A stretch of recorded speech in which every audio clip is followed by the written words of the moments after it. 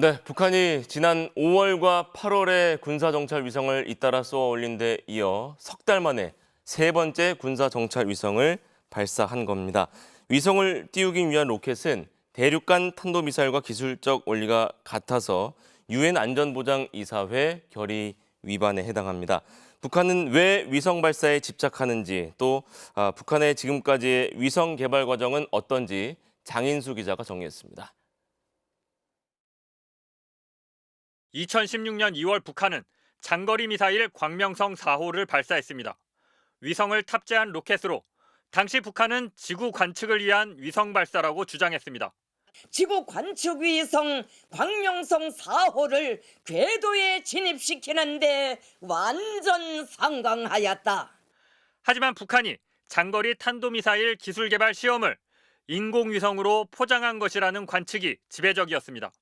한동안 뜸했던 북한은 지난해 본격적으로 탄도미사일을 쏘아 올리며 다시 위성 개발을 위한 시험이라고 주장했습니다. 2월 말부터 3월까지 한 달 새 대륙간 탄도미사일 화성 17형 4발을 잇따라 쏘아 올렸습니다.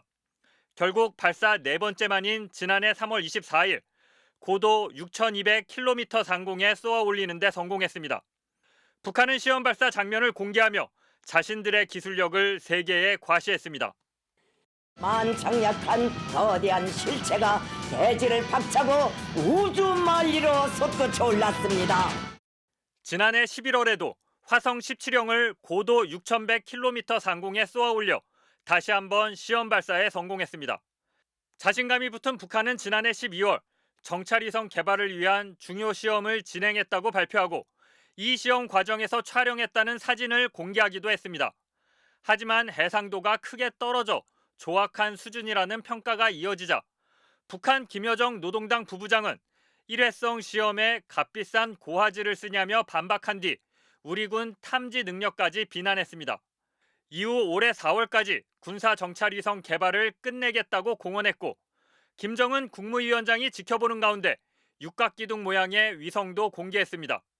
그리고 5월 31일 북한은 첫 군사정찰위성 만리경 1호를 실은 로켓 천리마 1형을 쏘아 올렸습니다. 하지만 추진력을 상실한 로켓은 2단 분리에 실패하면서 서해 어청도 서쪽 해상에 추락했고 북한도 발사 2시간 만에 실패를 공식 인정했습니다. 수색에 나선 우리 군이 2단 추진체와 위성체의 잔해를 건져 올렸고 한미 양국은 이번에도 해상도가 낮아 군사적 효용성이 거의 없다고 결론냈습니다. 군사정찰위성 실패를 가장 엄중한 결함이라고 문책한 김정은 위원장은 빠른 시일 안에 성공적 발사를 위한 지름길을 마련하라고 거듭 지시했습니다. 북한은 석 달 만인 8월 24일 두 번째 군사정찰 위성을 발사했지만 3단 추진체 분리 과정에서의 결함으로 다시 실패했습니다. 북한은 다시 석 달 만에 세 번째 군사정찰 위성을 발사했습니다. MBC 뉴스 장희수입니다.